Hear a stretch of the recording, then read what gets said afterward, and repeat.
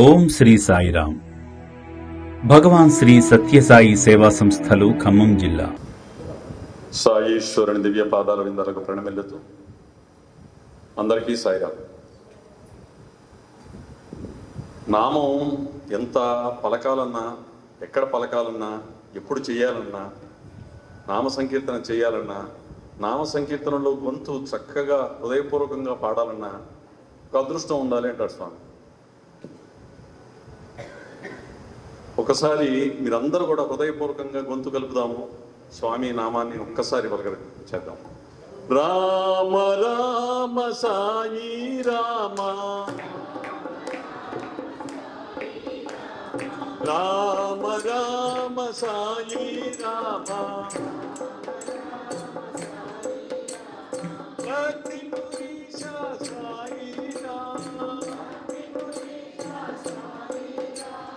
భక్తి పురీష సాయి రామ, రామ రామ సాయి రామ, మధుర మనోహర సుందర నామ, మధుర మనోహర సుందర నామ, శ్యామల కోమల నయన విరామ, శ్యామల కోమల నయన విరామ,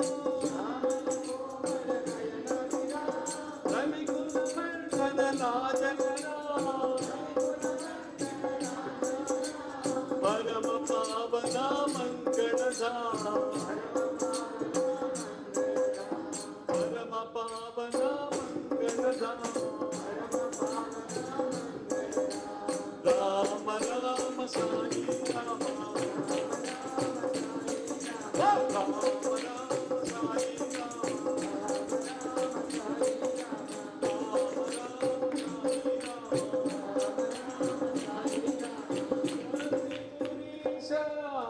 సాయి రామ, రామ రామ సాయి రామ. నిన్న నేను ఒకసారి విజయవాడలో ఒక కార్యక్రమంలో, స్వామి కార్యక్రమంలో వెళ్ళొస్తుంటే ఒక ఆయన అడిగారు, రేపు ఉంటారండి, వచ్చి కలుస్తామండి అన్నాడు. రేపు నేలకొండపల్లి అనే గ్రామానికి వెళ్తున్నానండి, విలేజ్కి వెళ్తున్నాను, ఇక్కడ ఒక ప్రోగ్రాం ఉంది అన్నాడు. సార్, ఇదివరకు మీరు జిల్లాలో అనేక ప్రదేశాలకి తిరిగేవాళ్ళు, ఆ తర్వాత రాష్ట్రంలో అన్నారు, రాష్ట్రంలో కూడా వెళ్ళారు, మీకు అన్ని చోట్ల బంధువులు ఉన్నారండి అన్నాడు. మాకు మా జిల్లాలోనే కాదండి, మా రాష్ట్రంలోనే కాదండి, తెలంగాణ రాష్ట్రంలోనే కాదు. ఆయన తెలంగాణ వెళ్తున్నారా అని అడిగాడు. తెలంగాణ రాష్ట్రంలోనే కాదు, భారతదేశంలోనే కాదు, 151 దేశాల్లో మా చుట్టాలు ఉన్నారండి అన్నాడు. మా బంధువులు అన్ని చోట్ల ఉన్నారండి, మా అందరికీ అన్ని చోట్ల ఉన్నారా అన్నాడు. ఒకటే నామం, సాయిరామ్. అంటే సాయిరామ్ అంటే చక్కగా పలికేటువంటి, చక్కగా స్పందించేటువంటి వాడు. మనకి మీరు ఎవరికైనా ప్రౌడ్గా చెప్పుకోవచ్చు. చాలామందికి కూడా కుటుంబాల్లో చూసుకుంటే పెద్ద కుటుంబం అంటూ ఉంటారు, మంది సాయి కుటుంబం, మంది విశ్వ కుటుంబం, మన అందరం కూడా స్వామి కుటుంబంలో మెంబర్సే. అయితే నాకు ఒక సంఘటన గుర్తొస్తుంది. విశ్వవ్యాప్తమైనటువంటి స్వామి అన్నప్పుడు ఒకసారి 1993లో మేమందరం కూడా పుట్టపర్తి ప్రయాణం పెట్టుకున్నాం. పుట్టపర్తి మామూలుగా వెళ్ళటమే కాకుండా మా ప్రెస్లో వర్కర్స్ అందరినీ కూడా పుట్టపర్తికి తీసుకెళ్ళాలని అనుకున్నాం. తీసుకెళ్ళాలనుకుంటే పుట్టపర్తికి వెళ్ళాము.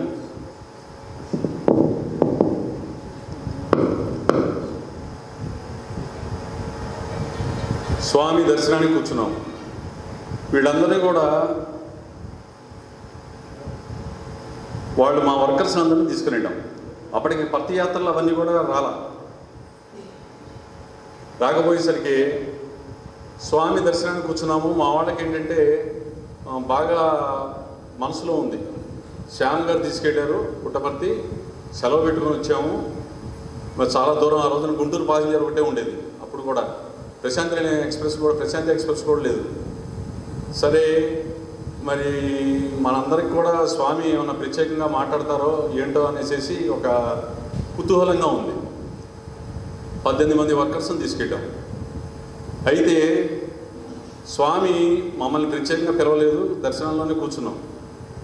వీళ్ళందరూ ఎక్స్పెక్టేషన్ ఏంటంటే మనం ఎంత దూరం నుంచో వచ్చాము, ఎక్కడి నుంచో వచ్చాము, స్వామి పిలుస్తాడు కదా, స్వామి మాట్లాడతారు కదా, ఆయన చాలా మిరకిల్స్ చేస్తారు కదా అనేది మా వాళ్ళందరి యొక్క ఎక్స్పెక్టేషన్. సరే, స్వామి ఒక రోజు అయింది, 2 రోజులు అయింది, 3 రోజులు అయింది, మాట్లాడాల. ఇదివరకు స్వామి దర్శనానికి వచ్చిన తర్వాత ఇంటర్వ్యూలకు వెళ్ళి ఆ తర్వాత ఇంటర్వ్యూల తర్వాత మధ్యలో బయటకు వచ్చేవాడు. ఈ కాఫీ బ్యాచ్ అంతా ఈ లోపల టిఫిన్ బ్యాచ్, కాఫీ బ్యాచ్ అంతా బయటకు వెళ్తుండేవాడు. అప్పుడు వచ్చేవాడు అనమాట. అప్పుడు వచ్చి స్టూడెంట్స్ ఉన్నారు, ఆ రోజున ఆదివారం అయింది, స్టూడెంట్స్ ఉన్నారు. వాళ్ళందరూ కూడా స్వామి వస్తున్నారని నెమ్మదిగా ఇంటర్వ్యూ రూమ్ తలుపులు తెరిచారు. స్వామి వస్తుండేసరికి మనందరూ కూడా నెమ్మదిగా అలర్ట్ అయ్యారు. మేమందరం ముందుకు జరుగు కూర్చున్నాం. ఇటు మగవాళ్ళు ఉన్నారు, ఇటేమో స్టూడెంట్స్ ఉన్నారు. స్టూడెంట్స్ ఉంటే స్వామి వస్తూనే డైరెక్ట్గా ఈ మధ్యలో పాత దగ్గర ఆగారు. ఆగేసేసి స్వామి అన్నారు కదా, ఇటువైపు మా దగ్గరకు వచ్చి నుంచుని కొంచెం మాకు వినబడేట్టుగా దగ్గరగా నుంచున్నారు. స్వామి మనం అందరం కూడా న్యాచురల్గా ఎక్స్పెక్ట్ చేసేది ఏంటంటే ఏం మాట్లాడతారు, ఎవరితో మాట్లాడతారు. స్వామి దూరం నుంచి ఒక డివోటీని పిలిచారు. ఒక డివోటీని పిలిస్తే వాళ్ళందరూ కూడా అటు ఇటు చూసి పక్కవాడు, ఆ పక్కవాడు, ఈ పక్కవాడు, అసలు వాడు తప్ప అందరు లేచారు. లేస్తే వాళ్ళు కాదు అన్నారు. ఇంకోళ్ళు పిలిచారు. అతను ఫారినర్ అయ్యేసరికి స్వామి అన్నారు, పిలిచారు. ఇప్పుడు ఎక్కడి నుంచి వచ్చావు అన్నాడు. అంటే గ్రీస్ నుంచి వచ్చాను స్వామి అన్నాడు. గ్రీసా అంటే నేను మా దగ్గరలోనే ఉన్నారు కాబట్టి మాకు వినపడుతూనే ఉంది. గ్రీస్ అనే కంట్రీ ఉంది కానీ గ్రీస్ అనేటువంటి దేశం ప్రపంచ పటంలో ఎక్కడుందో కూడా నాకు అప్పటికీ తెలియదు, ఇప్పటికీ తెలియదు. ఎంతమంది వచ్చారు అన్నాడు. 21 మంది వచ్చాను స్వామి అన్నాడు. 21 మంది వచ్చాము స్వామి అంటే ఎట్లా వచ్చారు అన్నారు స్వామి. స్వామి వాళ్ళు ఇంగ్లీష్లోనే మాట్లాడుతున్నారు, అతను ఇంగ్లీష్లో చెబుతున్నాను. ఏరోప్లేన్లో వచ్చాను స్వామి అన్నాడు. అంటే స్వామి ఎక్స్పెక్ట్ చేసిన ఆన్సర్ అది కాదు. మేము అంతకుముందు కూడా 32 మంది బళ్ళ మీద వెళ్ళాం స్వామి దగ్గరికి. బళ్ళ మీద వెళ్తే స్వామి మేము బళ్ళ మీద వచ్చాం, మేము బళ్ళ మీద వచ్చామని వెనకాల పడ్డాం. స్వామి మేము బళ్ళ మీద వచ్చాం, స్వామి పుట్టపర్తికి బళ్ళ మీద వచ్చామంటే అఫ్కోర్స్ తర్వాత మాట్లాడారు అనుకోండి, అది వేరే విషయం. సరే, ఇతను ఏరోప్లేన్లో వచ్చానంటే స్వామి అన్నారు కదా, నువ్వు ఏరోప్లేన్లో బెంగళూరుకి వచ్చావు, బెంగళూరు నుంచి ఇక్కడికి ఎట్టా వచ్చావు అని అడిగారు. అంటే స్వామి సర్వజ్ఞుడు అనటానికి మనకి ప్రత్యేకంగా ఎవరు చెప్పక్కర్లా. ఎట్టా వచ్చావంటే స్వామి నడుచుకుంటూ వచ్చాను స్వామి అన్నాడు. బెంగళూరు ఎయిర్పోర్ట్ దగ్గర నుంచి పుట్టపర్తికి నడుచుకుంటూ వచ్చారా వాళ్ళు? నడుచుకుంటూ వచ్చి ఏం చేస్తూ వచ్చారు బంగారు అన్నారు. ఏం చేస్తూ వచ్చారంటే ఓం శ్రీ సత్సాయి బాబాయ్ నమః, ఓం శ్రీ సత్సాయి బాబాయ్ నమః అనుకుంటూ వచ్చాను స్వామి. మా వాడికి అక్కడ మాతో పాటు ఉన్నటువంటి మా మేనేజర్కి కానీ వాడికి కానీ ఆ సౌండ్ లేదు. మనమే పుట్టపర్తికి 19 మంది వచ్చాము, మనమే దూరం నుంచి వచ్చాము, మనమే అక్కడి నుంచి వచ్చాము, మనమే సెలవు పెట్టుకొచ్చాము, మనమే అనుకుంటుంటే స్వామి అన్నారు కదా, చూశారా బంగారు, ఎక్కడెక్కడి నుంచో తుమ్మెదలు వస్తున్నాయి మకరందాన్ని రోలటానికి. ఇక్కడ ఉన్నటువంటి మనందరం కూడా దీపం కింద క్రీనీడలాగా ఉన్నాము. ఎక్కడి నుంచో వస్తున్నారు. ఇతని వైఫ్కి క్యాన్సరు. డాక్టర్లు ప్లేన్లో కూడా మూవ్ చేయొద్దన్నారు. అట్లాంటిది ఈమె కూడా వీళ్ళతో పాటు నడుచుకుంటూ వచ్చింది. ఈమె క్యాన్సర్ క్యాన్సిల్ అన్నాడు స్వామి. వాడికి ఇది తెలుగులోనే స్వామి, ఇది నేను చెప్పింది యథాతథంగా స్వామి చెప్పిన మాటే, కానీ వాడికి అర్థమైంది. ప్లేన్లో వచ్చారు, వైఫ్కి క్యాన్సరు అంటే మనం మామూలుగా ఆలోచిద్దాం, క్యాన్సర్ క్యాన్సిల్ అన్నాడు. అంటే ఎంత భక్తి ఉంటే స్వామి యొక్క డివినిటీని అంత ఆస్వాదిస్తారు, అంత అనుభవిస్తారు. కానీ అక్కడ కూడా నిరాడంబరముగా వాళ్ళందరినీ అప్పుడు ఇంటర్వ్యూ పిలిచారు. అంత నిరాడంబరముగా ఎంత భక్తిభావం ఉన్నా కానీ ఒక్క మాట కూడా నేను ఇట్లా వచ్చానని గర్వం కానీ అహంకారం కానీ నేను కాబట్టి ఇట్లా చేశానని కానీ కించిత్ మాత్రం కూడా లేదు. భగవంతుడు నచ్చేది మన భక్తిని, మన భక్తి చూస్తాడు కానీ మన శక్తిని చూడడు, మన గుణమును చూస్తాడు కానీ మన కులమును చూడడు. స్వామి చెప్తూ ఉంటారు, అనేక పర్యాయాలు చూస్తుంటారు, అరే ఎక్కడెక్కడి నుంచి వస్తున్నారా అంటే. నాకు అప్పటి దగ్గర నుంచి కూడా నాకు సందేహం ఉండేది, స్వామి ఆ దేశ విదేశాలలో కూడా 150 దేశాల్లో పైబడి స్వామి సత్యసాయి సేవా సంస్థలు ఉన్నాయి. ఆ సంస్థలలో అప్పుడంటే భక్తిగా చేస్తున్నారు, ఇప్పుడు ఇట్లాంటి భక్తులు ఉన్నారా ఎక్కడ విదేశాలలో, ఇటువంటి భక్తులు ఉన్నారా అని సందేహం కలుగుతుండేది. మొన్న 29 డిసెంబర్న సేవాదళ్ళు జాయినింగ్ అవుతున్నారు. జనవరి 1కి సేవలు మనం తెలంగాణ, ఆంధ్ర రాష్ట్రం, తెలుగు రాష్ట్రాలు కలిసి చేస్తున్నాం కదండి. చేస్తున్నానంటే 29వ తారీఖే పుట్టపర్తికి వచ్చేసాం. పుట్టపర్తికి వచ్చిన తర్వాత 29 ఫస్ట్ బ్యాచ్ అయిపోయింది. సెకండ్ బ్యాచ్ స్టార్ట్ అయిపోయిన తర్వాత నేను మా ఎస్పీ గారితో చెప్పి, సార్ నాకు 3 days వర్క్ ఉంది సార్, నేను మళ్ళీ ఒకసారి విజయవాడ మచిలీపట్నం వెళ్ళి రావాలి, వెళ్ళొస్తానండి అన్న. ఆయన అన్నారు కదా, నువ్వు సార్తో చెప్పావా అన్న. సార్తో అంటే ఎవరితో? రత్నాకర్ గారితో. అంటే స్టేట్ సర్వీస్ ఇన్ఛార్జ్ కదా, నువ్వు సర్వీస్ జరుగుతున్నప్పుడు వెళ్తానంటే మరి సార్కి మాట చెప్పాలి కదా. సరే నేనేమన్నానంటే రత్నాకర్ గారితో మందిరంలో బయటకు వచ్చేటప్పుడు, సార్ స్వామిని మీరు అనుమతిస్తే కనుక నేను విజయవాడ వెళ్ళొద్దాం అనుకుంటున్నానండి అంటే అన్నారు కదా, ఇన్ని పొద్దులుండి కళ్యాణం ముందు వెళ్తావా, వెంకటేశ్వర కళ్యాణం అయిన తర్వాత వెళ్ళు అన్నాడు. తిరుపతి వెంకటేశ్వర స్వామి కళ్యాణము పుట్టపర్తిలో 19వ తారీఖు నాడు మన పూర్ణచంద్ర ఆడిటోరియంలో పెట్టడం జరిగింది. అప్పుడేమో నేను చెప్పిందేమో 14వ తారీఖు నాడు. సార్ అన్న, ఇన్ని పొద్దు నీకు గేట్ పాస్ ఇవ్వలేదు, 19వ తారీఖు అయిపోయిన తర్వాత వెళ్ళు అన్నాడు. సరే స్వామి నిర్ణయం ఎట్టా ఉందని చెప్పేసి నేను మా వాళ్ళ ఫోన్ చేసి రావట్లేదు రా. స్వామి నన్ను ఎందుకు ఉంచాడు అనుకున్నాము. 15వ తారీఖు 14వ తారీఖు నాడు లేదు 14 మాట్లాడండి. 15వ తారీఖు నాడు బత్తలపల్లి గ్రామంలో ఒక 3 దేశాల నుంచి వచ్చినటువంటి బృందం, 200 చిల్లర బృందాన్ని 3 దేశాల నుంచి, న్యూజిలాండు, ఫ్యూజీ, ఇంకోటి ఆస్ట్రేలియా, న్యూజిలాండ్, ఫ్యూజీ 3 దేశాల నుంచి 200 మంది భక్తులు వచ్చి ప్రశాంతి నిలయంలో సర్వీసు పక్కన ఉన్నటువంటి బత్తలపల్లి గ్రామంలో బ్రహ్మాండానికి సర్వీస్ చేశారు. డివైన్ ప్లాన్ అంటే ఎట్లా ఉంటుందో చెబుతున్నాను చూడండి. డివైన్ ప్లాన్, మనది కాదు ప్లాన్. సరే నేను మర్నాడు ఆ రోజున వచ్చి 16వ తారీఖు నాడు వాళ్ళది కల్చరల్ ప్రోగ్రామ్ ఉందంటే కూర్చున్నాను. ఎవరిదండి? ఏ రాష్ట్రాలు? ఫ్యూజీ, న్యూజిలాండు, ఆస్ట్రేలియా 3 రాష్ట్రాల దగ్గర నుంచి 10 రోజుల పుట్టపర్తి పుణ్యయాత్ర అని పెట్టుకొని దానికి ఒక టైటిల్ పెట్టాడు, డేర్ టు బి డివైన్. అంటే ఏంటంటే అండి, ధైర్యాన్ని ఉండాలట, స్థైర్యంతో చెప్పాలట నేను డివైన్ అని. స్వామి చెప్పగలిగిన వాళ్ళు ఎవరున్నారు? అది నేనే దైవాన్ని, కేవలం స్వామి. వాళ్ళది కల్చరల్ ప్రోగ్రామ్ అనౌన్స్ చేశారండి. చేసిన తర్వాత 2 ఆడపిల్లలు ఒక బ్రోచర్ తీసుకెళ్తారు. మనం కల్చరల్ ప్రోగ్రామ్ అంటే ఏదైనా ఒక స్వామికి ఏదైనా ప్రోగ్రాము, ఈవెంట్ గురించో ఏదో చెప్పటమో, లేకపోతే వాళ్ళు చేసిన యాక్టివిటీ చెప్పడం ఏదో ఉంటుంది కదా. ఇది వాళ్ళు 2 తీసుకెళ్ళారండి. తీసుకెళ్ళిన వాళ్ళు 2 నిమిషాలు అయింది, 3 నిమిషాలు అయింది, రావట్లా. వాళ్ళు ఏం చేస్తున్నారంటే స్వామి దగ్గర పుస్తకం పెట్టి దాన్ని ఓపెన్ చేసి, మీరు ఇప్పుడుతో నేను మీతో ఇప్పుడు మీ అందరితో నేను ఎట్లా మాట్లాడుతున్నానో అట్లా వాళ్ళు స్వామితో మాట్లాడుతున్నారు. 3 నిమిషాల సేపు అక్కడి నుంచి వాళ్ళు కదల్లా. ముందు ఒక అమ్మాయి మాట్లాడింది, తర్వాత 2వ అమ్మాయి మాట్లాడింది. ఇవన్నీ మళ్ళీ మీకు చెబుతున్నా, డివైన్ ప్లాన్ అని చెబుతున్నాను కదా. నాకేం సందేహం కలిగింది, విదేశాలలో కూడా స్వామి మీద భక్తి ప్రపత్తులు ఈనాటికి ఉన్నాయా అన్న సందేహం కలిగింది కదా. అది స్వామికి వెళ్ళిపోయింది. వీడి తిక్కరోగం తిరగా కూర్చాలి, వీడి కళ్ళు తెరిపించాలనుకున్నాడేమో స్వామి. నాకు అది మనందరం కూడా ముక్కుబడిగా స్వామి దగ్గరికి వెళ్ళి ఓపెన్ చేసి ఓ ఫ్లవర్ పెట్టి లేచి నుంచొని దండం పెట్టి మోకాళ్ళ మీద దండం పెట్టి వస్తున్నాము. వాళ్ళు అక్కడే నుంచొని చెప్పడం మొదలుపెట్టారు.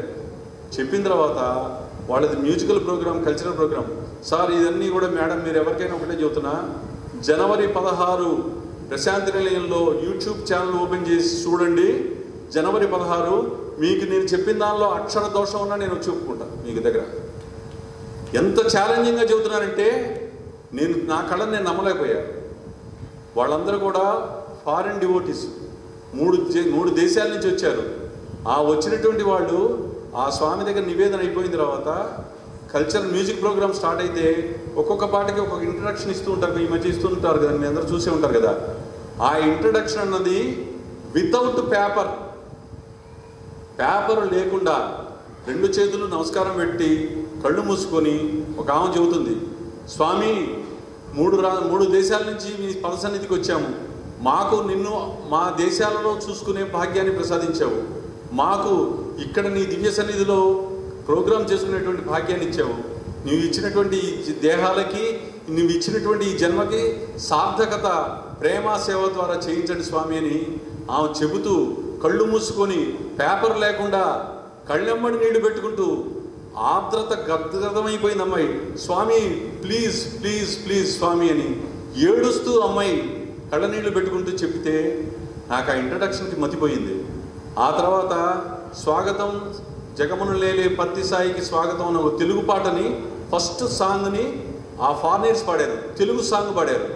ఇది కూడా చెబుతున్నా, యూట్యూబ్ చూడండి మళ్ళా 16వ తారీఖు నాడు ఆ తెలుగు సాంగ్ని. ఈ రోజున నాకు ఇంకొక సందేహం కలిగింది ఏంటంటే, చైనా వాళ్ళ పర్తియాత్ర జరిగింది ఫిబ్రవరి 6వ తారీఖు నాడు. వాళ్ళు ఏం చేశారంటే, వాళ్ళు కూడా ఇంగ్లీష్లో సాంగ్ ఒకటి పాడిన తర్వాత వాళ్ళ భజనలు పెట్టారు. వాళ్ళు భజనలు పెట్టినప్పుడు ఆ గ్రూప్ అందరూ కలిసి భజన పాడారు.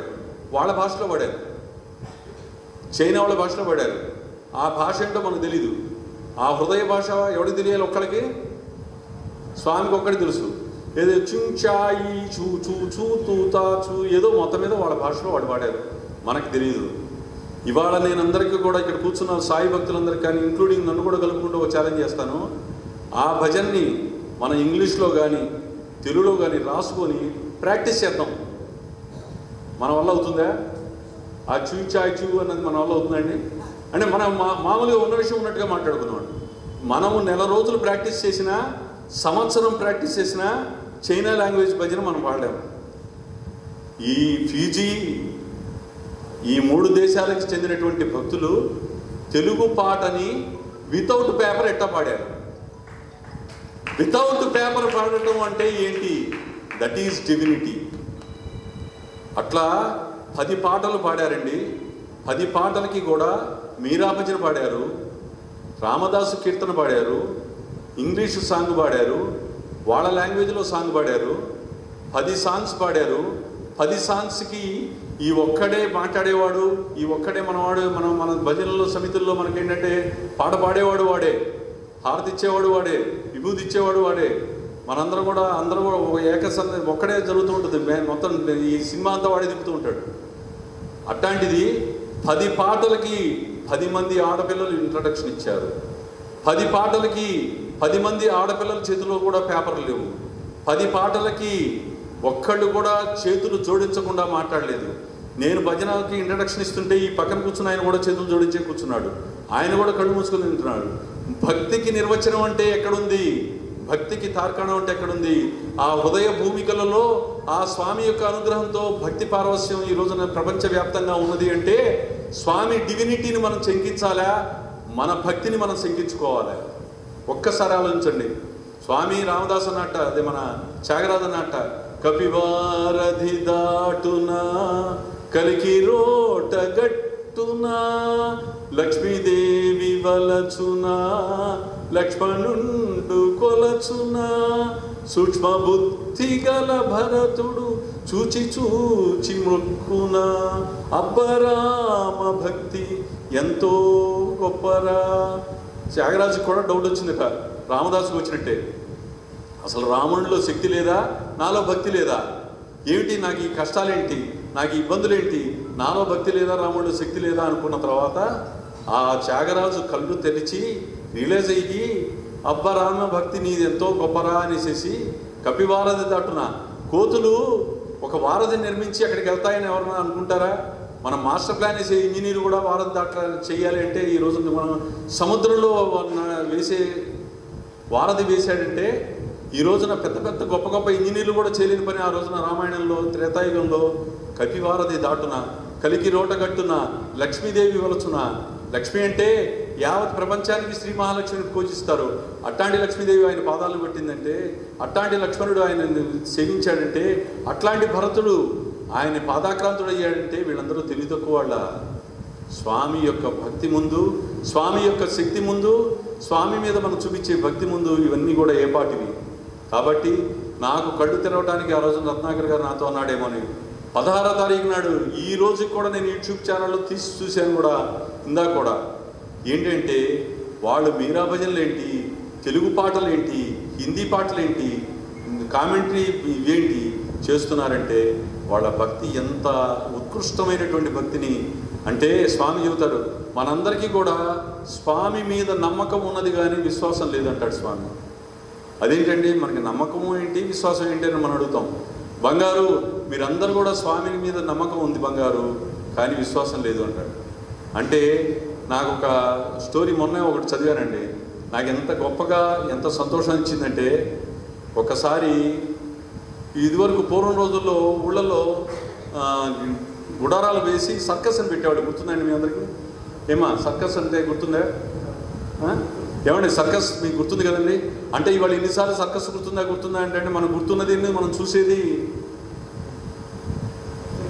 ఇది. అంటే మనకి ఎక్కువ మన పిల్లలందరూ కూడా ఇదే ఎక్కువ అలవాటు. మగవాళ్ళకి ఆడవాళ్ళకి దాని మీద కేటాయించిన సమయం మనం భగవంతుడికి ఒక 10% ఇస్తామో లేదో ఒక డౌట్ నాకు. అయితే ఈ సర్కస్ జరుగుతున్నప్పుడు ఏం చేశాయంటే, సర్కస్లో ఇటు ఒక స్తంభం అటు ఒక స్తంభం పెట్టేసేసి మధ్యలో తాడు కట్టారు. తాడు కట్టిన తర్వాత తాడు మీద ఒక ఆయన లేడర్ ఎక్కి, ఆ లేడర్ మీద నుంచి తాడుకెళ్ళి, లేడర్ అంటే నిచ్చెనెక్కి తాడు మీదకి వెళ్ళి, తాడు మీద ఈ చివరి నుంచి ఆ చివరికి 25 అడుగులు ఎత్తు కట్టాడు. బాగా 25 అడుగులు ఎత్తులు అంటే ఈ మందిరం అంతా కింద నుంచి సెల్లార్ నుంచి మందిరం అంత ఎత్తులో కట్టాడు. తాడు కట్టిన తర్వాత ఈయన మెట్ల మీదకి వెళ్తూ వాళ్ళ పిల్లగాడిని కూడా తీసుకొని వెళ్ళాడు మెట్ల మీద. ఎక్కిన తర్వాత ఆ తాడు మీద నుంచొని ఈ చివరి నుంచి ఆ చివరికి వెళ్ళాలి. 50 అడుగులు పొడవు, హైట్ వచ్చేసరికి 25 అడుగుల హైట్ ఉంది. ఈమె వెళ్ళటానికి సంసిద్ధమయ్యేసరికినే జనాలందరూ కూడా చాలా టెన్షన్గా చూస్తున్నారట. ఏంటి తాడు మీద ఎట్టా వెళ్తాడు, ఏంటి పరిస్థితి? ఈ తాడు మీద ఈ అబ్బాయి వెళ్ళటమే కాకుండా ఈ అబ్బాయి భుజాల మీద వాళ్ళ పిల్లగాడిని ఎక్కించుకున్నాడు. పిల్లగాడిని ఎక్కించుకోవడమే కాకుండా ఒక బారు కర్ర పట్టుకున్నాడు. అంటే పిల్లగాడిని పడిపోతాడని పట్టుకోవాలా, బారు కర్ర పట్టుకున్నాడు. కర్ర పట్టుకొని ఈ చివరి దగ్గర నుంచి ప్రారంభించి ఆ చివరికి వెళ్తున్నాడు. నడుస్తుండేసరికి ఒక్కొక్కరికి వణుకు ప్రారంభమైంది. ఊరినైనా టెన్షన్గా చూస్తున్నారు. అందరూ కూడా చాలా చాలా ఇదిగా చూస్తున్నాడు. ఆ అబ్బాయిని మాత్రం భుజాల మీద ఎక్కించుకున్నాడు, కర్ర పట్టుకున్నాడు, బారు కర్ర, నడుచుకుంటూ వెళ్తున్నాడు. ఈ చివరి నుంచి ఆ చివరికి వెళ్ళాడు. సర్కస్ మొత్తం కరతాళ ధ్వనులు అనమాట. చప్పట్లు బ్రహ్మాండంగా కొట్టేశారు. అందరూ కూడా చప్పట్లు కొట్టారు, ఈలలేశారు, హ్యాట్స్ అప్ అని అరిచారు, విపరీతంగా అరిచేశారు అందరూ కూడా. అతను అటువైపు రెండో వైపుకి వెళ్ళి అక్కడ ఉన్నటువంటి చిన్న బల్ల మీద కాగి మైక్ తీసుకొని అందరికీ అనౌన్స్మెంట్ చేశాడు. అందరికీ, నేను ఇప్పుడు ఇటు నుంచి ఇటు వచ్చాను, ఇప్పుడు నేను ఇటు నుంచి వెనక్కి వెళ్తాను, మీ అందరికీ నా మీద నమ్మకం ఉందా అన్నట్టు. తప్పకుండా గ్యారంటీ అన్నట్ట. మీరందరూ నేను మళ్ళా ఇట్ట వెనక్కి వెళ్తాననే నమ్మకం మీ అందరికీ ఉందా అని అడిగాడు ఆయన. అసలు మామూలుగా అందరూ కూడా కరతాళ ధ్వనులతో తమ యొక్క సంతోషాన్ని, తమ యొక్క అంగీకారాన్ని తెలియజేశారు. కొట్టారు, చప్పట్లు కొట్టారు. ఓకే, అయితే మీ అందరికీ నమ్మకం ఉంది కదా, ఇక్కడ కూర్చున్న వాళ్ళలో మీ పిల్లగానే ఉన్నానా, నా భుజాల మీద కూర్చోబెట్టండి అన్న. చాలా గ్యాప్ వచ్చింది, ఎవడు మాట్లాడలా. కరతాళ ధ్వనులు పోయినాయి, ఈలలు పోయినాయి, చప్పట్లు పోయినాయి. అందరూ ఏంటి స్టాండింగ్ ఓవేషన్ అది మధ్య అంటున్నారు కదా, లేచి నుంచి చప్పట్లు కొట్టిన వాళ్ళందరూ కూడా కూర్చున్నారు. ఈ స్వామి ఇది చెబుతూ అన్నారు కదా, బంగారు నా మీద నమ్మకం ఉంది, విశ్వాసం లేదు. సర్కస్ కంపెనీ వాడి మీద నమ్మకం ఉన్నది, కానీ వాడు వాళ్ళ అబ్బాయిని తీసుకెళ్ళి జాగ్రత్తగా తీసుకొస్తాడనే విశ్వాసం స్వామి చెప్తారు. స్వామి ఓ పిల్లగాడు బ్రహ్మాండంగా ర్యాష్గా డ్రైవ్ చేసుకుంటూ కారులో వెళ్తున్నట్ట. కారులో వెళ్తుంటే ఘాట్ రోడ్లో వెళ్తున్నప్పుడు ర్యాష్గా డ్రైవింగ్ చేస్తూ లోయలో పడిపోయాడు. యాక్సిడెంట్ అయిపోయింది. పడిపోయేసరికి చెట్టు కొమ్మను పట్టుకున్నాడు. స్వామి కాపాడు, స్వామి కాపాడు, స్వామి కాపాడు అని. స్వామి వచ్చాడు, ప్రదర్శన అయ్యాడు. వచ్చిన తర్వాత, బంగారు నేను వచ్చేసాను, నువ్వు ఆ చేతులు వదిలే రా వచ్చాయన్నాడు. స్వామి నన్ను కాపాడు అంటున్నాడు, కానీ చేతులు వదలట్లా. స్వామి చేతులు వదిలేసారా నేను పట్టుకుంటానంటే వాడికి స్వామి భగవంతుడనే నమ్మకం ఉంది, కానీ వాడిని కాపాడుతాడనే విశ్వాసం లేదు. ఈ రోజున విశ్వాసమే శ్వాస అన్నారు స్వామి. ఆ విశ్వాసము, ఆ నమ్మకము ప్రపంచవ్యాప్తంగా ఉన్నటువంటి సాయి భక్తులలో అణువణువున ఉండిపోయింది అంటే అది కేవలం భగవంతుడి యొక్క అనుగ్రహమే. ఈ రోజున సత్యసాయి సేవా సంస్థలు అన్నా కానీ అని పేరు పెట్టినా కానీ భక్తి అన్నది సేవా సంస్థలలో ఉన్నటువంటి ప్రతి ఒక్క సేవాదళ కార్యకర్త మీద, భక్తుడి మీద భక్తి అన్నది అంతఃసూత్రంగా ఉండాలి అన్నది స్వామి కోరిక. ఇక్కడ దండం ఉంది, 2 దండలు వేసాం. ఆ దండలకి పూలు కనబడుతున్నాయి కదండి. పూలకి ఆధారమైనది ఏంటి? ఆ దారమే అంతఃసూత్రమైనటువంటి భక్తి. స్వామి చెబుతారు భక్తి. స్వామి ఒకసారి పిల్లగాళ్ళని అందరు కూర్చొని ఉండగా వాడిని అడిగారట, ఒక MBA చదువుతున్నావు, నువ్వేం చదువుతున్నావు రా అన్నాడు. MBA చదువుతున్నా స్వామి. నీకు స్వామి అంటే ప్రేమ అంటే నాకు ఎంత ప్రేమ నేను చెప్పలేనండి అని 2 కాళ్ళు పట్టుకున్నాడు. బాగున్నారా? 2 కాళ్ళు పట్టుకున్నాడు గట్టిగా. స్వామి 2 కాళ్ళు పట్టుకుంటే, అరే నువ్వు పట్టుకోవాల్సింది దేనిరా అన్నాడు. పాదాలని స్వామి అన్నాడు. ఒక్కసారి నవ్వాడు స్వామి. నువ్వు పట్టుకోవాల్సింది ఏంట్రా అన్నాడు. పాదాల స్వామి అన్నాడు. అంటే స్వామి నవ్వేసేసి వెళ్ళిపోయారు. వెళ్ళిపోయిన తర్వాత వీడికి అర్థం కాల. స్వామి మనం అందరం కూడా నీ పదములే నమ్మితిని అంటాడు, పాదాక్రాంతులు అయ్యారంటాడు, పాదాలకు మించినటువంటిది లేదంటాడు. నేను స్వామి పాదాలు పట్టుకున్నా కదా, ఎందుకు స్వామి నవ్వి వెళ్ళిపోయారు అవునన్నట్టు కాకుండా మర్నాడు మళ్ళీ దర్శనానికి వచ్చారు. ఇదే పిల్లగాడిని అడిగాడు, రే ఏం పట్టుకోవాలరా నువ్వు అంటే, నేను పట్టుకున్నది స్వామిని, స్వామి పాదాలనండి, ఇదే పట్టుకోవాలి అన్నాడు. MBA చదివా మాత్రం తెలీదా అన్నాడు. మళ్ళీ 2వ రోజు కూడా వెళ్ళిపోయాడు. 3వ రోజు వచ్చారు. 3వ రోజు వచ్చిన తర్వాత ఏం పట్టుకుంటావురా నువ్వు అని అంటే, నేను స్వామి పాదాలనే అన్నాడు. స్వామి నాకు తెలియట్లేదు స్వామి, చెప్పండి స్వామి దేనికి. అరే శ్రీకృష్ణుణ్ణి గోపికలు పట్టుకున్నది దేంతో పట్టుకున్నారా అంటే, శ్రీకృష్ణుణ్ణి గోపికలు ప్రేమతో పట్టుకున్నారు స్వామి అని. అదే బంగారు, స్వామిని పట్టుకోవడం అంటే 5 అడుగుల దేహాన్ని పట్టుకోవటం కాదు బంగారు. స్వామి ప్రేమను నువ్వు పట్టుకో. స్వామి ప్రేమను నువ్వు ఎవడైతే పట్టుకుంటాడో నేను చిక్కుతాను బంగారు. కనపడేటువంటి బిల్డింగ్కి కనపడనటువంటి పునాదులు ఆధారం. కనపడేటువంటి ఈ యొక్క సాయి భక్తులకి భక్తి అన్నది ఆధారం. కనపడేటువంటి వృక్షానికి వేరున్నది ఆధారం. స్వామి ఎంత చక్కగా చెప్పారు చూడండి. చెప్పండి స్వామి అంటే, కనపడేటువంటి ఈ యొక్క శరీరానికి నువ్వు అంటే స్వామి ఎంత ముందు ప్లాన్ చేస్తున్నారు. స్వామి ఎంత ముందు మనందరినీ కూడా భౌతికమైన దేహానికి కాదురా, ఆ డివినిటీని పట్టుకోవాలి, ఆ ప్రేమను పట్టుకోవాలి, ఆ ప్రేమను పట్టుకోవాలి అని స్వామి ఎంత అంటారు. Love all serve all, help ever hurt never. ఆ ప్రేమని మనందరం కూడా పట్టుకుంటే దానికి స్వామిని పట్టుకున్నట్టే. స్వామి మనకు అందించినటువంటి సందేశం అదే. ఒక గ్రామంలో అంటే ఎక్కువ కథలు చెబుతున్నాను అనుకోవద్దు సార్. ఒక గ్రామంలో ఒక యోగి పుంగవుడు ఒక సంచారం చేస్తూ వచ్చాట ప్రపంచం మొత్తం. ఆ యోగి పుంగవుడు సంచారం చేస్తున్నప్పుడు అనేక ప్రాంతాలకు వెళ్తుంటూ దానిలో భాగంగా ఒక గ్రామానికి వచ్చాట. మారుమూల గ్రామం. ఆ గ్రామంలో ప్రజలకి అసలు ఒంటి మీద వస్త్రాలు ధరించడం కాదు కదా, నాగరికత అన్నది కూడా ఏమీ లేదు. వాళ్ళకి తెలియదు. కందమూలాదులు చెట్టుకి అడవుల్లో కాచినటువంటి కాయలు తింటూ ఉండేటువంటి వాళ్ళు అనమాట. వాళ్ళందరూ కూడా అక్కడికి వెళ్ళిన తర్వాత గ్రామస్తుల దగ్గరికి వెళ్ళి వీళ్ళందరినీ కూర్చోబెట్టి, ఒరే నాన్న మీరందరూ కూడా కొంత మార్పుని తీసుకురావాలి మీ జీవిత శైలిలో, కొంత మీరందరూ కూడా మార్పుని ఆస్వాదించాలి, ఆహ్వానించాలి. అంటే ఏంటంటే 2 రాళ్ళను కొడితే ఏమొస్తుంది? నిప్పు, అగ్ని వస్తుంది. 2 రాళ్ళను కొడితే నిప్పు వస్తుంది. ఆ నిప్పు రాజేయడం ఎట్లా, నిప్పును పట్టుకోవడం ఎట్లా, ఆ నిప్పు ద్వారా వంట చేసుకోవడం ఎట్లా, నిప్పు ద్వారా పనిముట్లు తయారు చేయడం ఎట్లా, మీరందరూ కూడా ఇట్లా సంస్కారవంతంగా ఉండాలి అవి అని మంచిగా చాలా చక్కగా చెప్పాడు. తన పర్యటనలో భాగంగా వెళ్ళిపోయాడు. ఇంకో గ్రామానికి వెళ్ళాడు. ఆ పక్క గ్రామంలో కూడా ఇదే పరిస్థితి ఉందని వాళ్ళకు కూడా అందరికి కూడా నిప్పు రాజేయటము ఎట్లా ఉంది ఏంటి అనేది కూడా తెలియజేశాడు. వెళ్ళాడు. వెళ్ళిన తర్వాత ఆయన 30 సంవత్సరాలు దేశాలన్నీ తిరిగి వచ్చిన తర్వాత మళ్ళీ అనుకోకుండా ఈ గ్రామాన్ని రావడం తటస్థించింది. ఆ ఫస్ట్ గ్రామంలో ఉన్నటువంటి వాళ్ళ దగ్గరికి వెళ్తే అక్కడ ఏమైందంటే ఒక మట్టి విగ్రహాన్ని పెట్టాడు. ఇక్కడ రామదాస్ గారి విగ్రహాన్ని పెట్టారు కదా, అక్కడ రామదాస్ గారిది అట్లా ఒకటి మట్టి విగ్రహాన్ని పెట్టారట. ఒక చిన్న పందిరి వేశారట. అక్కడ వాళ్ళందరూ కూడా చక్కగా దండం పెట్టుకుంటూ ఊళ్ళో వాళ్ళు వచ్చి వెళ్తున్నారట. ఇతనికి ఆశ్చర్యం వేసింది. పిలిచి అడిగాట, ఏమ్మా ఎవరు అయినా ఏంటి ఏం చేస్తున్నారంటే 30 ఏళ్ల క్రితం ఒక యోగి పొంగోడు వచ్చాడండి. ఆయన మాకు మంచి విషయాలన్నీ చెప్పాడు, చాలా ఎట్టా ఉండాలో చెప్పాడు, ఏం చేయాలో చెప్పాడు. ఇవన్నీ మరి మీరు ఏం చేశారండి అన్నాడు.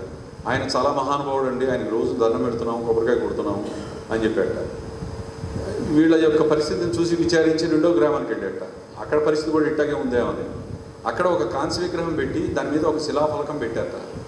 ఒక యోగి పొంగవుడు మా ప్రాంతానికి వచ్చాడు, మేము ఎట్టా జీవించాలి, ఎట్టా నడుచుకోవాలి, ఎట్టా మన జీవన స్థైలిలో నాగరికతను పెంపొందించుకోవాలి, ఎట్టా నిప్పులు చేయాలి అని ఆయన చూపించినటువంటి మార్గదర్శకత్వంలో మేమందరం కూడా గ్రామం కూడా ముందుకు వెళ్ళింది. అందువల్లనే ఈ రోజున మేము బిల్డింగ్లు కట్టుకున్నాము, అందువల్లనే మేము ఈ రోజున సంస్కారవంతమైనటువంటి జీవనాన్ని గడుపుతున్నాం అన్నాడు. ఇది స్వామి చెబుతూ, స్వామిని మనందరం కూడా స్వామి భజనలు చేయటమే కాదు, స్వామి చూపినటువంటి మార్గంలో కూడా ఎవరైతే పయనిస్తారో, స్వామి చూపించినటువంటి ప్రేమ మార్గంలో ఎవరైతే పయనిస్తారో, స్వామి చూపించినటువంటి సేవా మార్గంలో ఎవరైతే అంటే చెప్పిన దానిని ఆచరించాలి. అదే మనకి ఈ రోజున మన సత్సాయి వ్యవస్థలో కరిష్యే వచనం తవ, మా ఆల్ ఇండియా ప్రెసిడెంట్ గారు కానీ వీళ్ళందరూ కానీ కరిష్యే వచనం తవ, నీ మాటను నేను ఆచరిస్తాను అనేటువంటి ప్రమాణాన్ని మనం స్వామిని ముందు చేయాలి. ఈ 5 అడుగుల దేహాన్ని మనం పర్మనెంట్గా మనం భావించకూడదు. విశ్వవ్యాప్తమైనటువంటి స్వామి శక్తి ఈ రోజున విశ్వవ్యాప్తమై ఉన్నది కాబట్టి ఇన్ని దేశాల్లో ఇంకా ప్రభంజనంలాగా ఈ రోజున ప్రేమ ప్రవాహం ప్రవహిస్తుందంటే అది కేవలం స్వామి యొక్క అపరిమితమైనటువంటి ప్రేమానుగ్రహం. అది మనం గుర్తించాలి. ఈ రోజున మనందరి ముందు ఉన్నది 2 మాటలు, 2 పాటలు. మనము స్వామిని ఇందాక ఏ విధంగా నన్ను పట్టుకోవడం కాదరా, నా ప్రేమను పట్టుకోండి, నేను పెట్టుకున్న తర్వాత ఆ సేవను పట్టుకోండి అని స్వామి ఏ విధంగా చెప్పారో ఈ విధంగా అదే విధంగా మనం ఆచరించడంలో పెట్టాలి. సాయి భక్తులందరూ కూడా ఆచరణలో పెట్టాలి. ప్రేమ సేవ 2 రెక్కలు, రెక్కలే లేని పక్షి ఎగరలేదు. ప్రేమ సేవతో చేయమన్నాడు స్వామి, సేవని ప్రేమతో చేయమన్నాడు స్వామి. ఆ సేవని ప్రేమతో ఎవడైతే చేస్తాడో అతడు శీఘ్రంగా మన గమ్యానికి చేరుకుంటాడు అని స్వామి చెప్పాడు. కాబట్టి మాట ఇచ్చాడు అంటే స్వామి దానికి తిరుగులేదు. ఒకసారి స్వామి ఈ సందేశాన్ని మనం చెబుతున్నప్పుడు మాకు ఒకసారి ఏమైందంటే ఒక డివోటీ అడిగాడు స్వామి మీరందరూ కూడా ఇక్కడే ఉన్నారు స్వామి, మిమ్మల్ని అందరినీ చూస్తున్నాము, మేమందరం కూడా మిమ్మల్ని కొలుస్తున్నాము, అంతర్బహిష్ట తత్సర్వం వ్యాప్య నారాయణ స్థితిగా అంటే అర్థం ఏంటి స్వామి అని అడిగాడు. బంగారు నీకు మంచి సందేహం. స్వామి ఇంటర్వ్యూలో కానీ వీటిల్లో కానీ సందేహాలు ఎవరైనా స్పిరిచువల్గా అడిగితే మాత్రం అద్భుతంగా చెబుతారు స్వామి. అదే మా అమ్మాయి పెళ్లి స్వామి, మా అబ్బాయి ఉద్యోగం స్వామి అని అనుకో, తప్పకుండా బంగారు మంచి సంతోషం అంటాడు. అంటే చేరని కాదు, మనం అలవర్చుకోవాల్సింది ఆధ్యాత్మికత. అంటే ఆ భక్తిభావం, ఆ ప్రేమభావం అలవర్చుకోవాలి. ఆ పిల్లగాడు ఏం చేశాడంటే అడిగిన పిల్లగాడికి స్వామి అప్పుడే సమాధానం చెప్పాల. ఒకసారి భజనలో మంచి సింగర్ అతను భజనలో పాడుతున్నారు. ఇదివరకు భజన జరుగుతుండగా స్వామి ఒకసారి కాలేజీకో బయటకు కూడా కారులో వెళ్ళేవాళ్ళు, వెళ్ళి వచ్చినంత వరకు కూడా భజన నడుస్తూ ఉండేది కదా, మీ అందరూ తెలుసు కదా, భజన నడుస్తూ ఉండేది. భజన నడుస్తున్నప్పుడు స్వామి లేరు సింహాసనంలో. ఈ ఇతను పాట పాడుతూ ఏమనుకున్నాడంటే స్వామి వచ్చారని, అక్కడికి వచ్చి నుంచున్నారని, ఆ స్వామి ఇట మనకి గాలిలో రాత రాసేవాడు, మీ అందరికి కూడా గుర్తుందే ఉంటుంది, ఇట్లా అంటూ ఇట్లా ఊగుతూ భజన ఎంజాయ్ చేస్తున్నారని అతని ఫీలింగ్ కలిగింది. కానీ స్వామి అక్కడ లేరు. స్వామిని ఇప్పుడు మనందరం కూడా మనం ఏం చేస్తాం, విజువలైజేషన్, స్వామి అంతా ఉన్నారు, భజన పాడుతున్నారు, వీళ్ళందరూ చక్కగా పాడుతున్నారు, మన మధ్య ఉన్నారు, సింహాసనం మీద కూర్చొని ఉన్నారు, మన అందరి ముందు కూర్చొని ఉన్నారు అని మనం అనుకుంటాం. అట్లాగే కూర్చున్న తర్వాత స్వామి ఆ బయటికి వెళ్ళి వచ్చేసేసిన తర్వాత ఏ ప్లేసులో అయితే స్వామిని నుంచున్నాడు అని అనుకున్నాడో ఆ ప్లేస్కి వచ్చే స్వామి నుంచున్నాడు. చాలా జాగ్రత్తగా ఉండండి సార్. ఏ ప్లేసులో స్వామి వరండాలో నుంచున్నాడు అనుకున్నారో ఆ ప్లేస్లో నుంచున్నారు. నుంచొని స్వామి ఇట్లా పాటకి తగ్గట్టుగా ఊగుతున్నారు. ఆ తర్వాత స్వామి ఇట్లా అంటున్నారు, మళ్ళా చేత్తో రాత రాస్తున్నారు. వాడికి అర్థం కాల, కళ్ళు నూపుకున్నాడు. ఇందాక నేను ఫీల్ అయింది, ఇప్పుడు చూస్తున్నది రెండూ ఒకటేనా అని అన్న తర్వాత అని అనుకొని కూర్చున్నాడు. స్వామి భజన అయిపోయింది, హారతి అయిపోయిన తర్వాత స్వామి వీడి దగ్గరికి వచ్చి, ఇన్నర్ స్వామి ఔటర్ స్వామి ఈ సేమ్, ఇన్నర్ స్వామి ఔటర్ స్వామి ఈ సేమ్, ఇదే అంతర్బహిష్యే తత్సర్వం వ్యాప్య నారాయణ స్థిత. అంటే స్వామి గురించి ఈ రోజున నేను ఇది ఎందుకు చెబుతున్నానంటే, మనకి మన కష్టానికి మన బాధకి ఇక్కడ కూర్చున్నటువంటి వాళ్ళందరికీ కూడా స్వామి మిరకిళ్ళు లేనటువంటి కుటుంబం ఏదైనా ఉన్నదా అంటే చెయ్యతండి. స్వామి ప్రేమను చవి చూడనటువంటి కుటుంబం ఏమైనా ఉందా అంటే ఒకసారి చెయ్యతండి. స్వామి యొక్క అనుగ్రహం అంటే ఏంటో మాకు తెలియదు అనుకుంటారా? మనం అందరికీ కూడా పూర్వం రోజుల్లో ఇక్కడ ఇది ఎవరు పుట్టిన ప్లేస్ అండి? భక్త రామదాసు, అన్నమయ్య, త్యాగరాజు, వీళ్ళందరి రోజుల్లో పాపం భగవంతుడు వీళ్ళకి భక్తులకు పరీక్ష పెట్టేవాడు. ఇప్పుడు కాలం తిరిగిపోయింది, కలికాలం వచ్చేసింది. ఇప్పుడు మన స్టాండర్డ్ పెరిగి భక్తులే భగవంతుడికి పరీక్ష పెడుతుంటారు. మనం అందరం కూడా పెట్టిన పరీక్షలు ఈ రోజున ఏ భక్తుడికి కూడా భగవంతుడు పెట్టాలి. ఇంట్లో ఆడవాళ్ళకి బాధ తెలుసు, ఒడియాలు పెట్టినా కానీ పైన ఇవాళ వాన వచ్చిందో అయిపోయాడు స్వామి. చిన్న ఒడియాలు పెట్టిన కార్యక్రమాన్ని కూడా ఇవాళ కనుక ఎండ రాకుండా వాన వచ్చిందో మనం అప్పుడే అప్లికేషన్ ఇచ్చేస్తాం స్వామికి, మనం అందరం కూడా. అంటే మనకు తెలియకుండానే మనం అందరం కూడా స్వామికి పరీక్షలు పెట్టేటువంటి మహాభక్తులు తయారయ్యాం. స్వామిని నాకు నా ఉద్యోగం తగ్గిందా, ఉద్యోగం వస్తుందా, మా అబ్బాయికి ఉద్యోగం వస్తుందా, నా ఆరోగ్యం బాగుపడుతుందా, నేను నిన్ను నమ్ముతాను. పూర్వం రోజుల్లో ఏదైనా ఒక పరీక్ష పెడితే పాస్ అయితే అప్గ్రేడ్కి వెళ్ళేవాడు. ప్రతినిత్యము పరీక్షలే భగవంతుడికి. ప్రతినిత్యము నాకు ఏ కష్టం వచ్చినా ముందు భగవంతుడు కావాలి. కానీ మనకి మాత్రం మనం ఎక్కువ టైం స్పెండ్ చేసేది దీంతో. కానీ భగవంతుడు ఇప్పుడు కూడా స్వామి సర్వజ్ఞుడు, సర్వవ్యాపి. యవ్వాని పాదస్పర్శ చేతైతే రాతి నాదిగా మారిందో, యవ్వాని స్పర్శ చేతైతే కురూపి కుబ్జ సుందర స్త్రీగా మారిందో, యవ్వాని ప్రబోధాలకైతే భ్రమించిన మనసును విడనాడాడు, పాఠులను విడనాడాడో, ఆయనే ఈ కృత త్రేత ద్వాపర యుగాలలో కలియుగంలో అవతరించినటువంటి అద్భుతమూర్తి స్వామి. ఈ రోజున మన అందరం కూడా ఈ త్రేతాయుగంలో శ్రీరాముడు అంటే ఎవరో కాదు, ఈ స్వామి. మనకి ఈ విశ్వాసాన్ని కలిగించడానికి స్వామి చెబుతుండేవాడు. మన సమైక్య ఆంధ్ర రాష్ట్రం ఉన్నప్పుడు జిల్లాలు ఎన్ని జిల్లాలు ఉన్నాయండి? సమైక్య 24 జిల్లాల్లో, గోదావరి జిల్లాలో అన్నిటికీ కూడా కోఆర్డినేటర్స్ పెట్టేవారు స్వామి. మొదట్లో డిస్ట్రిక్ట్ ప్రెసిడెంట్ పోస్టులు లేవు. విఠలరావు గారు ఖమ్మం, అవునా కదా, కృష్ణమూర్తి గారు మచిలీపట్నం, నారాయణరావు గారు గుంటూరు, ఆదురు శ్రీనివాసరావు గారు కావలి, నెక్స్ట్ వచ్చరికి దండమూడి రామారావు గారు తూర్పుగోదావరి, మన ఎవరు భాస్కర్రావు గారు, కొమ్మారెడ్డి భాస్కర్రావు గారు ఏలూరు, ఇట్లా వీళ్ళందరూ ఉండేవాళ్ళు. అక్కడ రాజమండ్రిలో సీతారాంబాబు గారు అని చెప్పేసి చాలా సీనియర్ డివోటీ. స్వామి దగ్గర ఎప్పుడైనా సరే అన్న సంతర్పణ జరగాలి, పుట్టు పండుగకు సంబంధించిన దానిలో వెళ్ళాలి అంటే కనుక ఆ సీతారాంబాబు గారు అక్కడ చేరేసి కూర్చునేవాళ్ళు. ఒక 50 మంది వంటవాళ్ళని తీసుకొచ్చేవాడు, గోదావరి జిల్లా నుంచి చేసేవాడు. సీతారాంబాబు గారు అన్న ఆయన చాలా ఆర్డెంట్ డివోటీ అన్నది మనందరికీ తెలుసు.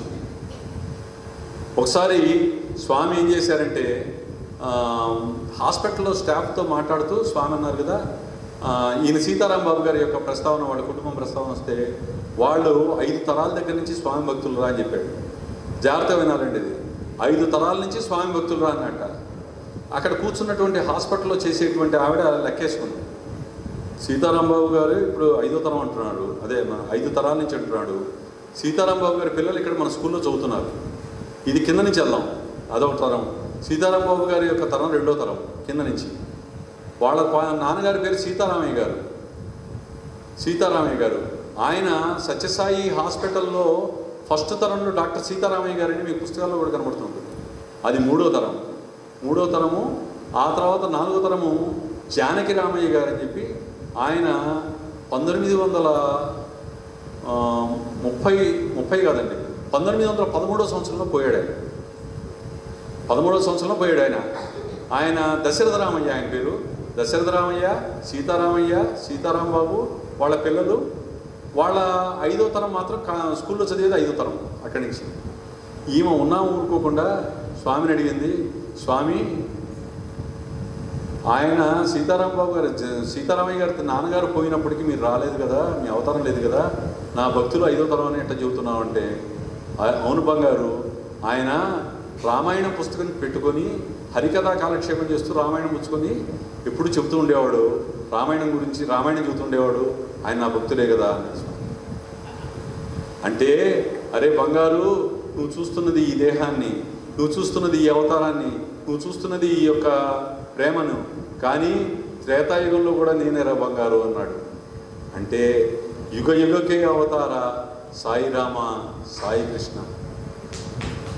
మనందరం కూడా మర్చిపోకూడదు, చరిత చరణం చేసుకోవాల్సింది ఇదే. నాకు ఈయన కన్వీనర్ గారు అరగంట చెప్పారు, ఆయన గంట చెప్పాడు. ఈ మధ్యలో ఏదన్నా ఉందా, లేకపోతే ఏదైనా అరగంట అయిపోయింది? పర్వాలేదా? అయితే స్వామి దగ్గర మనందరం కూడా ఇప్పుడు మళ్ళీ ఒకసారి రివైజ్ చేసుకుందామండి. స్వామి ప్రేమను మనం పెంపొందించుకుంటే, ప్రేమను పట్టుకుంటే స్వామిని పట్టుకున్నట్టే.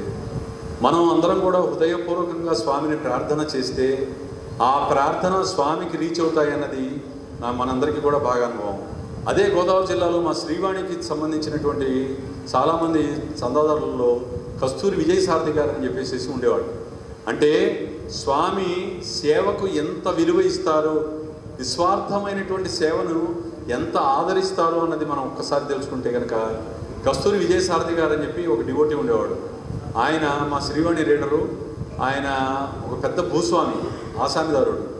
ఆయనకి సుమారుగా 50 ఎకరాల పొలాలు, మామిడి తోటలు అవన్నీ ఉన్నాయి. వాళ్ళ దగ్గర పాలేరులు ఉండేవాడు. ఈ రోజుల్లో మీ అందరికీ తెలుసు, పాలేరులు ఉండేవాడు.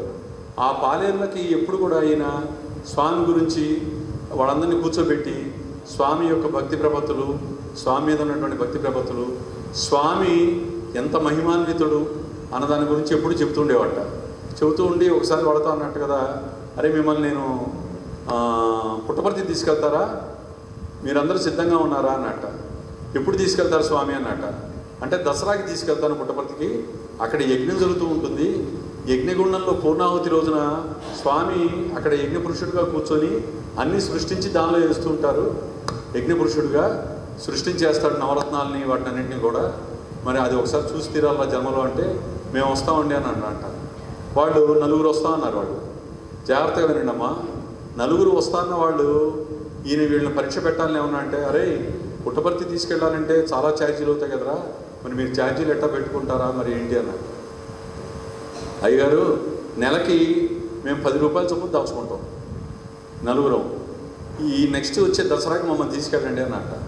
సరే వీళ్ళని నేను చేద్దాం అనుకున్నానంటే టెస్ట్ చేద్దాం అనుకున్నాడు. మనలాగానే మనం భగవంతుడితో ఎట్లా టెస్ట్ చేస్తున్నామో ఈయన వీళ్ళని టెస్ట్ చేద్దాం అనుకుని సుమారుగా 80 రూపాయలు అయినాయి. ఆ రోజుల్లో పాసింజర్ మారుతూ వెళ్ళాల్సినటువంటి పరిస్థితి. సరే వీడిని అడిగాట, అరే 80 రూపాయలు అయినాయి, ఈ సంక్రాంతి ఈ దసరా అయిపోతుంది, నెక్స్ట్ దసరాకి వెళ్దాం అనంటే, లేదయ్యారు మీరు మా పెట్టుబడి పెట్టండి, మమ్మల్ని తీసుకుని వెళ్ళండి అయ్యారు, మేము తర్వాత వచ్చిన తర్వాత కూడా ఇదే కంటిన్యూ చేస్తాం అన్నట్ట. అంటే ఒక అమాయకత్వం కానీ, ఒక నమ్మారు అంటే కనుక వాళ్ళు మనస్ఫూర్తిగా నమ్మటం అంటే ఇంకా వాళ్ళకి నిర్వచనం ఉండదన్నమాట. సరే అలాగే బంగారం అని చెప్పి వాళ్ళందరినీ తీసుకుని వెళ్ళాడు పుట్టపర్తికి. తీసుకెళ్ళిన తర్వాత గణేష్ షెడ్ అని ఉండేది. ఇది మీకు అందరూ తెలుసు కదండి, చూసే ఉంటారు చాలామంది కూడా. గణేష్ షెడ్ అని వినాయకుడి పక్కనే ఉండే షెడ్లో, ఆ షెడ్లో ఉన్నారు వాళ్ళు. ఆ షెడ్లో ఉన్న తర్వాత ఈ రేపు పూర్ణాహుతి అనగా ఇవాళ రాత్రి భోజనం చేసి వచ్చి క్యాంటీన్కి వచ్చి భోజనం చేసి వచ్చి పడుకున్నారు. పడుకునేసరికి ఎవరో సేవదలు వచ్చారు. వచ్చేసేసి ఈయన కస్తూరి భాస్కర్ గారి దగ్గరికి వచ్చి, కస్తూరి విజయసారథి గారి దగ్గరికి వచ్చి, ఏమండి మన షెడ్లో ఉండేటువంటి మా అమ్మ అనారోగ్యంతో 96 ఏళ్ళు పోయింది, ఆమెకు ఎవరు కూడా అనాథ, ఆమెకు ఎవరు లేరు, స్వామి దగ్గరికి వచ్చి ఇప్పటికి 30 ఏళ్ళైంది, ఇక్కడ చచ్చిపోయింది, ఆమెని రేపు దసరా పూర్ణాహుతి అయ్యే లోపల బాడీని తీసివేయాలి, మీలో ఎవరిన కనుక వస్తే కనుక అనాథ ప్రేత సంస్కరణకి వెళ్దాము అని అన్నాడు. ఎప్పుడు వెళ్ళాలి అండి అన్నాడు. రేపు పొద్దున 9 8 గంటల ప్రాంతాల్లో బయలుదేరాలండి అన్నాడు. ఇతను లెక్కేసుకున్నాడు, మనం వచ్చిన పూర్ణాహుతి చూడటానికి వీళ్ళందరినీ తీసుకొచ్చాము, అక్కడికి కనుక వెళ్తే పూర్ణాహుతి మిస్ అవుతామేమో అని భయం. అయ్యా మేము రాలేమండి, మాకు అవకాశం లేదండి అన్న. ఈ పక్కన నలుగురు పాలేరు పడుకొని ఉన్నారు కదా, వాళ్ళు అన్నారు కదా, అయ్యగారు ఏంటండి అని అంటే, వాళ్ళు ఎవరో పోయారట, రేపు పొద్దున్న తీసుకెళ్ళారట, రేపు పొద్దున పూర్ణాహుతి కదా, మీరు పూర్ణాహుతి చూడటానికి వచ్చారు కదా అంటే, అయ్యగారు మీరు అనుమతిస్తే మేము వెళ్తామండి, మేము నలుగురు వెళ్తామండి అన్నారు. అరే నీకేమైనా పెచ్చా ఏంట్రా, నువ్వు వచ్చిన పని ఏంటి, నువ్వు భగవంతుడిని చూసుకో, తర్వాత సేవ చేసుకో, ముందు భగవంతుడు అని చెప్పి వాళ్ళకి కొంచెం క్లాస్ పీకాడు, గట్టిగా కేకలేశాడు. అయిపోయిన తర్వాత కాదయ్య గారు వాళ్ళు అటు తిరిగి వచ్చి వాళ్ళ దగ్గర ఉన్నారు, వీళ్ళ దగ్గర ఉన్నారు చూసుకొస్తుంటే వాళ్ళు చెప్పారు మేము తీసుకెళ్తాం స్వామి అంటే 7:30 కల్లా వచ్చేసేయండి అని చెప్పారు. ఎంత హృదయపూర్వకంగా జరిగేటువంటి విషయాల్ని మనం ఎవరిని మాటల్లో కూడా అందదు అది. సరే ఈయన ఏం చేశాయంటే 8 గంటలకల్లా పూర్ణచంద్ర ఆడిటోరియంకి వెళ్ళాట. ఈయన వెళ్ళి ముందు వరుసలో ఒక 20 మంది తర్వాత కూర్చున్నాడు విఎస్ఆర్ది గారు. కూర్చున్న తర్వాత ఈయన పాపం కూర్చున్నాడు, యజ్ఞం స్టార్ట్ అయింది, వీళ్ళు వచ్చారా లేదా అని వెనక్కి తిరిగి చూసుకుంటున్నాడు, వీళ్ళు వచ్చారా రాలేదని. వీళ్ళు రాలేదు. యజ్ఞం కూడా అయిపోయింది, పూర్ణాహుతి టైం వచ్చింది. స్వామి పూర్ణాహుతి ఎవరికి వెళ్తారండి యజ్ఞగుండం దగ్గరికి? స్వామే కదా వెళ్ళేది, స్వామే కదా అవన్నీ కూడా సృష్టించి వేసేది. ఆ పూర్ణాహుతి ఎప్పుడు స్వామి వెళ్లకుండా స్వామి డయాస్ మీదే అటు ఇటు తిరుగుతున్నారు. స్వామికి చెప్పే ధైర్యం ఎవరికి ఉంది? ఎవరికీ లేదు. నెమ్మదిగా వేద పండితుడు, ఆయన గోదావరి జిల్లా వేద పండితుడు ఎవరో పేరు గుర్తులేదు కానీ ఆయన దగ్గరికి వెళ్ళి స్వామి కాలాతీతం అయిపోతుంది, పూర్ణాహుతి తర్వాత అవభృత స్నానాలు అన్నీ ఉన్నాయి స్వామి, మీరు ఏం చేయండి స్వామి అని. ఆయన కొంచెం కళ్ళు పెద్దలు చేసి చూశారు. ఆయన నెమ్మదిగా వెనక్కి వెళ్ళాడు. స్వామికి చెప్పడానికి మన సాహసించడం అంటే మాటలు కాదు కదా. కొద్దిసేపు అయిన తర్వాత ఏమైందంటే పూర్ణచంద్ర ఆడిటోరియంలో లాస్ట్ గోడ ఉంటుంది కదండి అటు చివర, ఈ నలుగురు వచ్చి ఆ గోడకు ఆనుకొని నుంచొని ఉంటే స్వామి సేవదల్ని పిలిచి ఆ నలుగురిని వెళ్ళి స్నానం చేసి వెంబడే రమ్మనన్నారు. స్నానం చేసి రమ్మనన్న తర్వాత ఇక్కడ గమనించండి స్వామి ఎంత ఇదో. ఆ నలుగురు స్నానాలు చేసి వచ్చేసి గబగబా వెళ్ళి షెడ్లోకి వెళ్ళి స్నానం చేసి బట్టలు మార్చుకొని వచ్చేసిన తర్వాత దాకా కూడా స్వామి పూర్ణాహుతికి రాలేదు. రాకపోవటమే కాదు, ఈ నలుగురిని ముందు దగ్గర కూర్చోబెట్టమన్నారు. కూర్చోబెట్టిన తర్వాత అప్పుడు పంచలోహాలు పంచరత్నాలు అన్నీ సృష్టించి వేసి పూర్ణాహుతి చేశారు స్వామి. చేసిన తర్వాత స్వామి యజ్ఞజలాన్ని తీసుకొచ్చి చల్లుతారు, మీ అందరికీ తెలుసు. యజ్ఞజలాన్ని తీసుకొచ్చి వీళ్ళ మీద కూడా చల్లుకుంటూ ముందుకెళ్ళాడు. ఆ మధ్యలో కూర్చున్నాడు ఆయన, ఎవరు? కస్తూరి విజయసారథి గారు. ఈయనకి దుఃఖం పెరిగిపోతుంది, ఆందోళన పెరిగిపోతుంది. ఏంటి స్వామి, నేను వీళ్ళని తీసుకొచ్చాను కష్టపడి, వాళ్ళ దగ్గర డబ్బులు లేవంటే ఛార్జీలు ఇచ్చాను, వాళ్ళకి స్వామి గురించి చెప్పాను, వాళ్ళకి ఈ పూర్ణాహుతి గురించి చెప్పాను, నన్ను వదిలిపెట్టి నన్ను ఎక్కడో పెట్టి నా మీద యజ్ఞజలం కూడా చల్లకుండా నువ్వు ముందుకెళ్ళిపోతున్నావా స్వామి? స్వామి స్వామి అని అంటే అరవలేడు కదా. సీనియర్ డివోటీ అంటే ఎట్లా అరుస్తాడు? ఏడుస్తుంటే ముందుకెళ్ళి ఒక అడుగు వెనక వేసి ఆ యజ్ఞజలం తీసుకొని ఆయన మీద చల్లి, మధ్యలోకి వెళ్ళి చల్లి, వాళ్ళని వద్దని వారించావుగా అన్నాడు.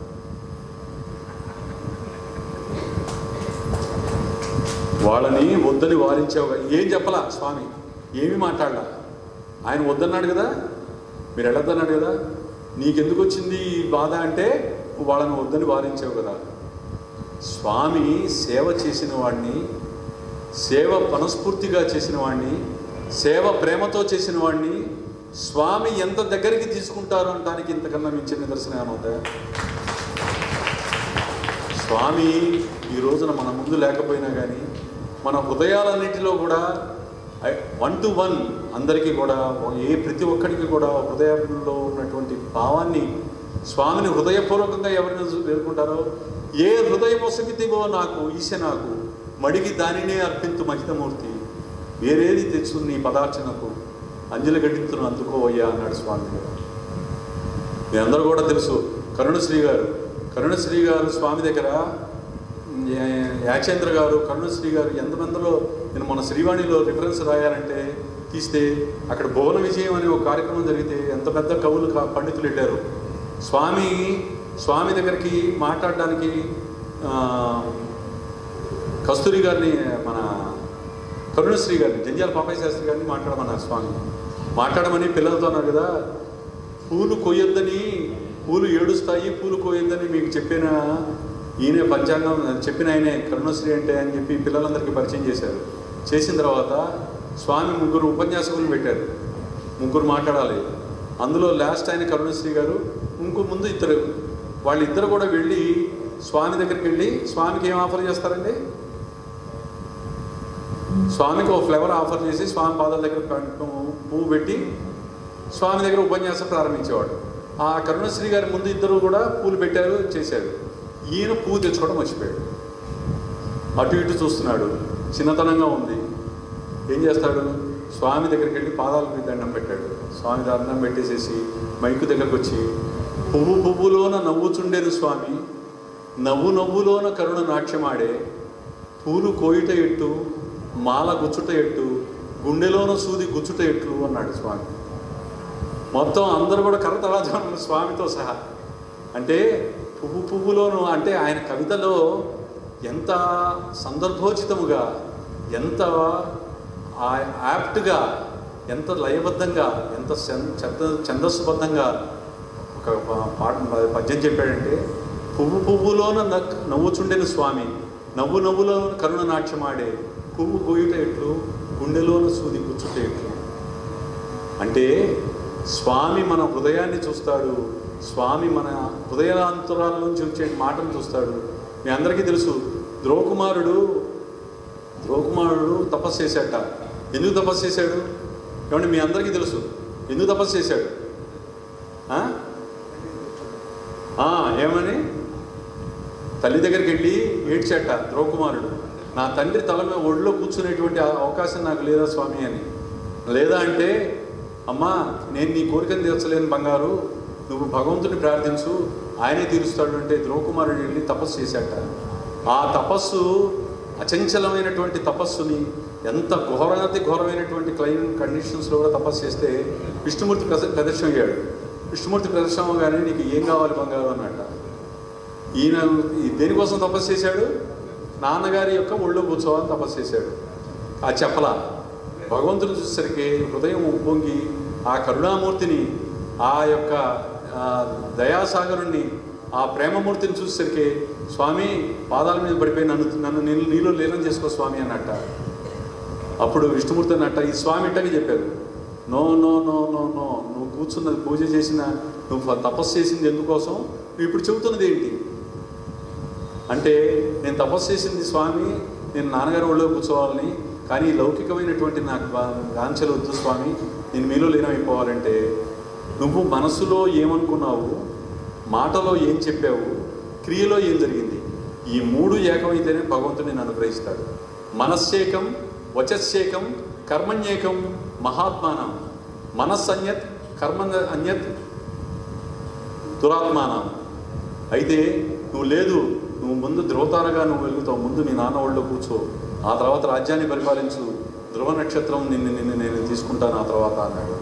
అంటే మనందరం కూడా భగవంతుడిని ప్రార్థించాల్సింది, ప్రార్థన కూడా ఎట్లా చేయాలన్నది కూడా స్వామి చెప్పారు.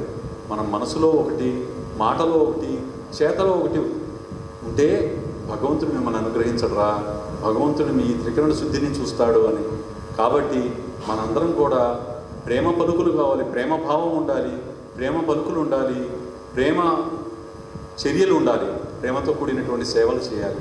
స్వామిని అడిగట, స్వామి మేమందరం కూడా ఈ లౌకిక ప్రపంచంలో, ఇది కూడా మనందరికీ వచ్చే డౌట్, మేము ఉన్నామండి కానీ ఇక్కడ కూర్చున్నాం బాగానే ఉంది, స్వామి విషయాలు ఉంటున్నాం బాగానే ఉంది, స్వామి గురించి పెద్దవాళ్ళు చెప్పినవి వింటున్నాం బాగానే ఉంది, స్వామి గురించి చదువుతున్నాం బాగానే ఉంది, కానీ ఈ భౌతికమైనటువంటి గొడవల్లో ఉన్నాం కదా స్వామి, మమ్మల్ని వీటిని అన్నింటి నుంచి ఎట్లా బయటపడాలి, ఎట్లా మేము ముందుకెళ్ళాలి అని అంటే స్వామి అన్నారు, రే బంగారు, మాకు ఈ భౌతికమైనటువంటి మరి కోరికలు, మరి ఇప్పుడు బయట పరుగు జీవితం పరిపాటి కలిలోన పరుగులిడకై ఉన్న పనులు చెడును, ఆఫీసుకై పరుగు, ఆర్థికముకై పరుగు, పరుగులిడకై ఉన్న పనులు చెడును, బస్సులకై పరుగు, బయోస్కోపులకై పరుగు.